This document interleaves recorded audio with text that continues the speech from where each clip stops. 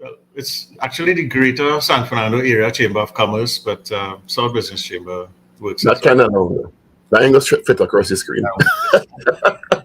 Thanks for joining us this morning. I don't know much of the conversation with the Minister of Labour you heard, if any at all. I managed to get some of it. And the issue of, let's start with the minimum wage issue from your perspective from the private sector and what that would mean. Well, we understand the plight of the minimum wage workers, that some increase is necessary from their point of view. And we share that. We certainly understand their budgetary constraints, especially given the background of a cost of living increase over the last couple of years. The pandemic, of course, exacerbating the situation, as well as other world economy factors that would govern our cost, our factors of production. And what we realize is that this discussion is necessary and that some increase may be necessary at some point going forward to enable and support the lower income workers within our society. What would be comfortable for the private sector? Has that discussion taken place? The minister and several other persons have spoken about the issue of the 70% increase as proposed by some unions. Richard quite very well mathematically described what that would mean additionally. And it's still on the lower end in terms of the general cost of living issues in the country. But we also understand the implications of potential job losses or staggered hours, etc., and the increase in production costs for private sector companies. The effect could be, we could end up in a situation where, while we're trying to save the lower income workers and increase their take-home salaries, that they are not faced with increased cost of goods and services at the cash register, because of the simple fact that the cost of production, the cost of providing any service or any goods will automatically increase. And as an example, the workers that fall within the category that we are looking at would be like security guards, cleaners, janitorial services. These are the ones that tend to get laid off first in any potential increase in the cost of someone running their own business. And especially those within the SME sector, we are very challenged with cash flow issues.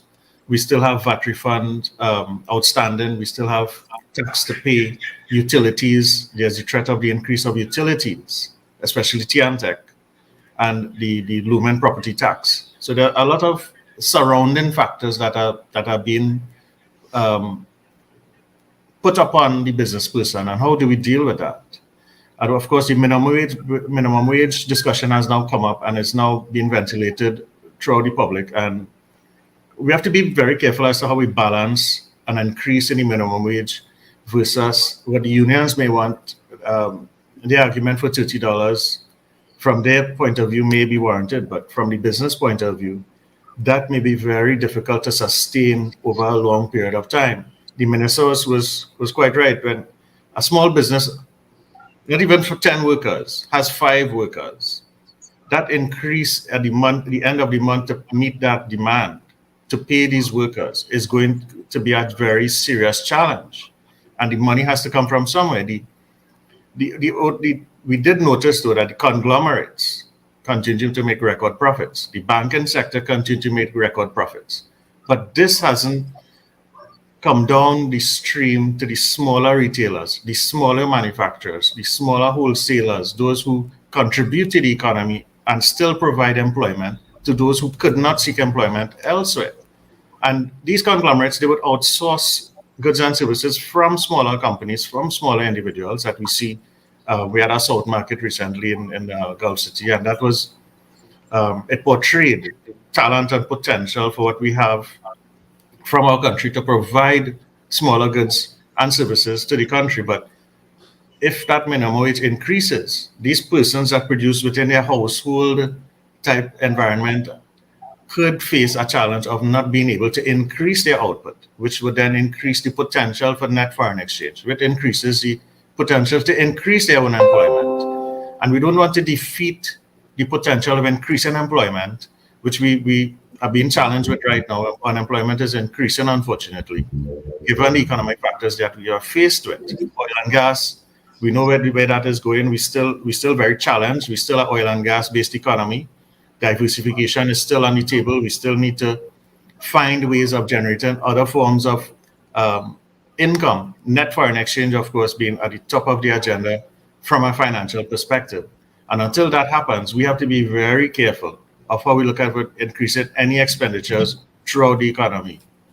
Senator. Is there a level of the increase in the minimum wage that the business community is comfortable with? We haven't pinpointed an exact number that we would be comfortable with in increasing the minimum wage to, but we would have hoped that there would have been a more roundtable type discussion with us as to what would be a fair and equitable increase for workers that the business community is comfortable with, that the trade union movement is comfortable with. And of course, the minimum wage workers that comprise such a portion of the workforce can survive. And we also have to look at the equitable balance and the distribution of income between lower level income workers and higher level income workers. When we approach that $5,000 minimum wage, if it is increased to $30, for example, it then impacts on persons who are tertiary level educated who have degrees, and some of them can't even get a job for $5,000 a month. And so it could create somewhat of a disparity and a disadvantage into pursuing education and even technical jobs and even trade jobs if we pursue this route without careful consideration to the entire workforce and the income stream that goes from one end of the scale to the other end. How much is the issue of security and crime still impacting businesses? I saw a comment from you in the newspaper recently about the issue of crime in the South and its impact on business. Unfortunately, crime continues to plague us. Instead of, it's not even plateauing to say that we are not getting worse. The crime situation, criminality, the youths that are involved in committing these crimes is increasing exponentially. And I keep making this point, the San Fernando Chamber is extremely worried about not only its impact on business, but the entire society. It seems we have stepped up the game. Instead of single murders, we now have double murders. Frontline in the newspapers and the mainstream news and social media. Something is wrong. It has become so matter of fact and the norm that when you hear about a murder, you turn the page. We were talking about it this morning. We saw 13 murders recorded over the weekend, and it was like just another day.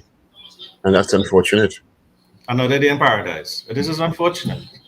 It begs the question to you, and we hope that the TTPS is listening, that we would hope that they would be more aggressive in their crime fighting techniques. Whereas the solution to crime, the detection rate remains abysmally low. We see no end to murder rates, which, if it goes unchecked, we will surpass last year's record. And where we are going as a society, there's no care, the youths don't have any respect for the elders, for authorities in society. They run out, they're not afraid of the security cameras, they're not afraid of someone else has a licensed firearm, and they have such high-powered weapons. Where is the weapons coming from? Where's the ammunition to put into these weapons? Where it is coming from?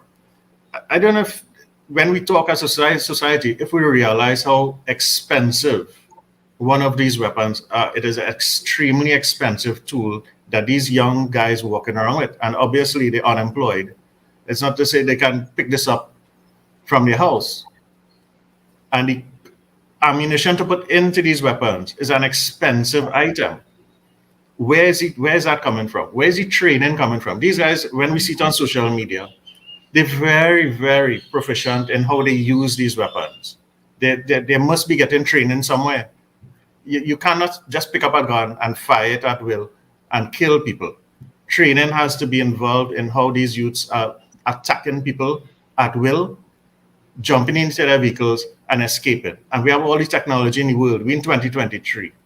And we can't apprehend a single person for a murder in a drive-by in a shooting of persons sitting in a car, relaxing.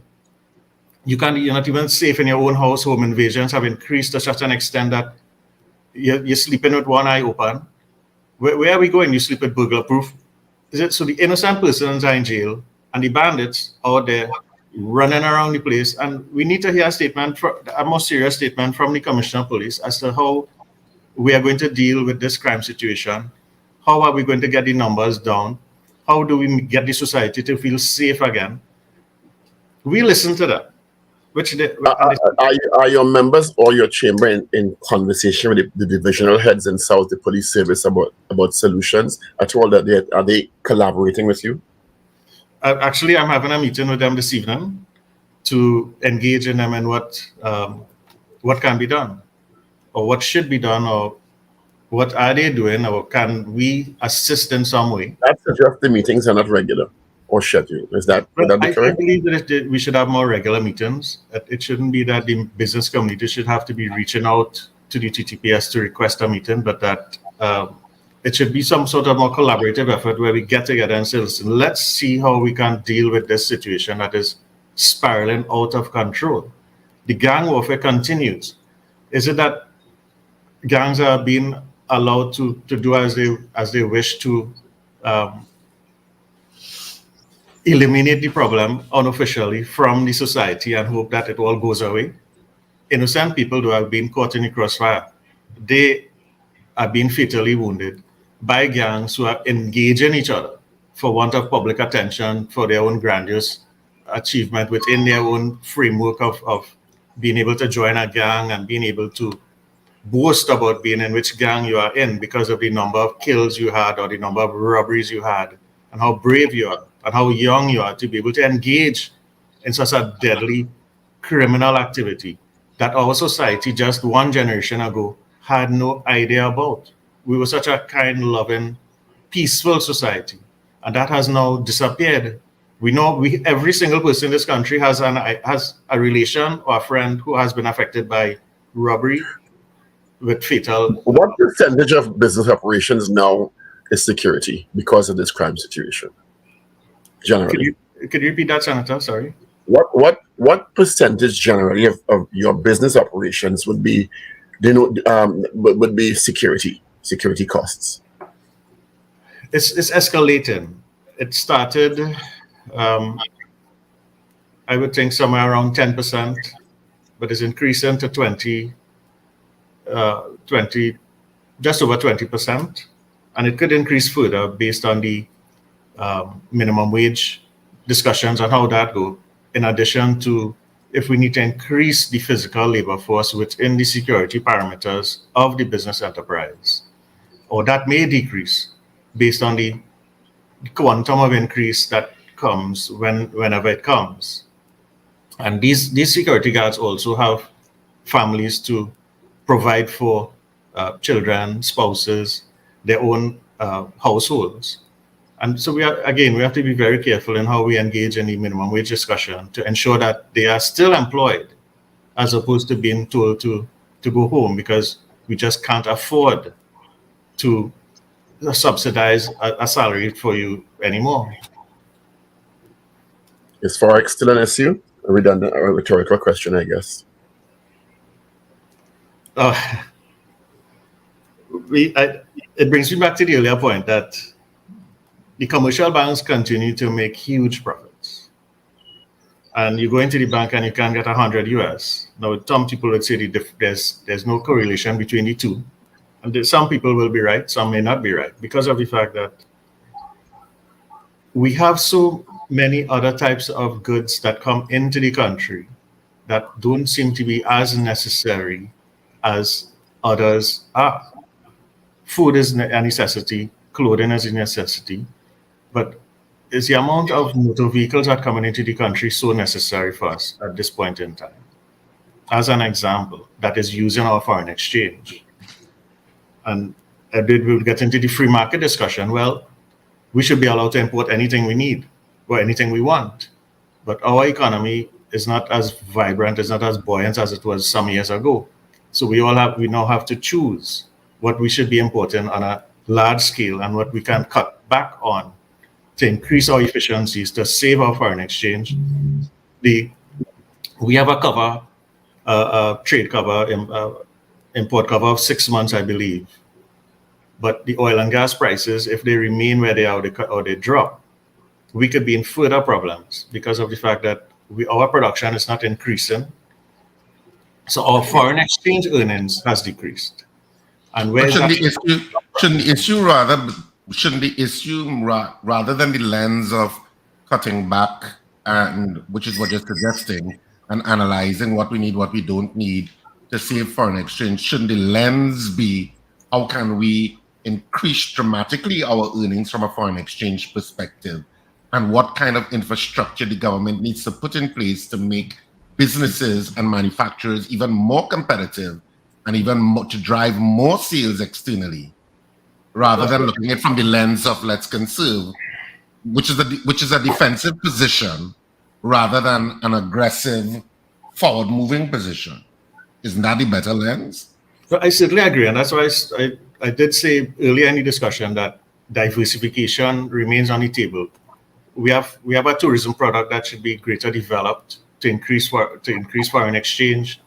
We have so many natural ecotourism products that can be afforded to us at basically no cost to the country, but we can get people to come in, and we can benefit from that. We have so many natural products that agriculturally speaking, of course, that we can enhance. The cocoa, we know is world class. I boast about this.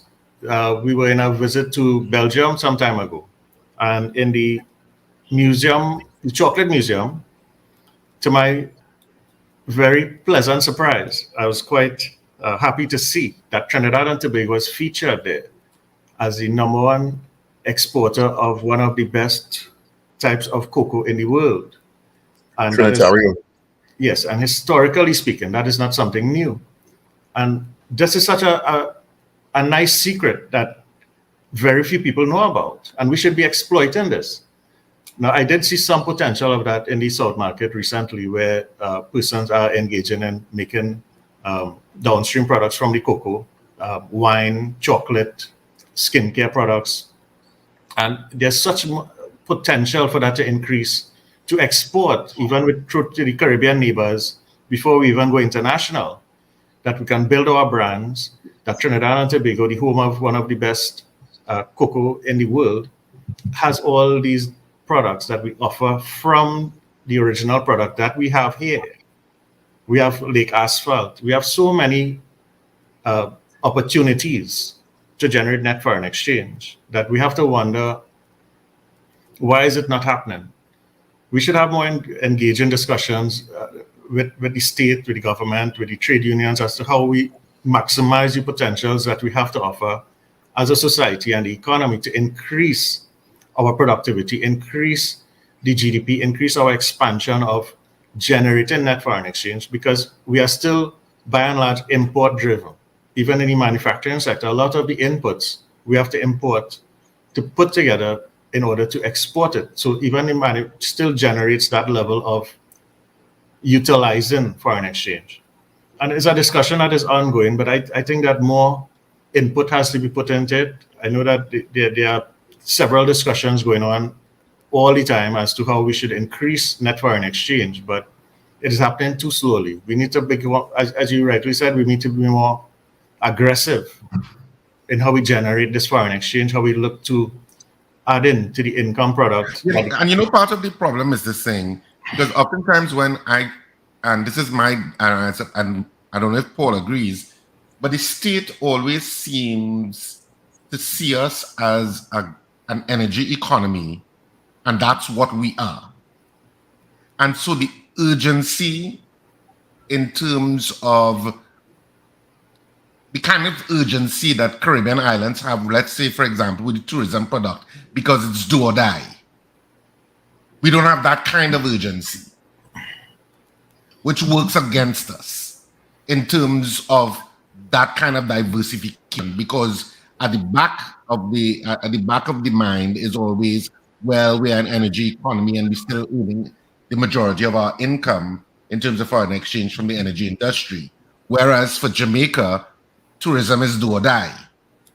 Barbados or the Bahamas, tourism is do or die. So they're pouring and constantly looking at innovation and ways to make sure that the product is as premium as possible. Whereas in a Trinidad and Tobago context, because you mentioned tourism as one of the planks, it's like, well, it doesn't have that do or die urgency, which works against us. We have a lot we could benefit from with the tourism product, but our mindset, I think, the way we look at tourism has to change, I think, a little more differently from what it is pervading to be right now. I think when we talk to people, and we've been around a couple generations with the boom and depression of the oil and gas scenario. So we've benefited from the couple booms that we have had, but we've also had to live through. At our ages, we would know we had to live through the depression of there was a slump in that industry. And in order to get away from that, the diversification is the only way to save us from that. And I wonder if sometimes if the society wasn't spoiled from the benefits that we derive from the energy sector, where we didn't have to care about tourism, we didn't have to care about agriculture, we didn't have to care about anything else, because the amount of money we were getting from the energy sector, it didn't matter if other sectors of the economy weren't performing as well, because the petrochemicals with their Point Lisas was flourishing, Petrochin was there, and now these industries are challenged to a large extent.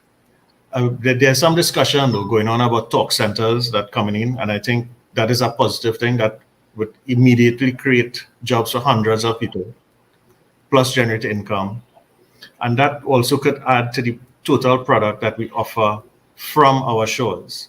And again, that would also tie in back to the minimum wage aspect of it, that if our cost of labor increases at a faster rate than the production rate, it will deter foreign investors from coming in to invest within our shores to increase our GDP into the 2023 and beyond. Mr. Singh, we're out of time. Thank you so much for being with us this morning. We appreciate your time and your contribution. Be safe. Thank you again for being invited to have a discussion with you guys on Trinidad and Tobago. Be safe out there. Thanks. All right.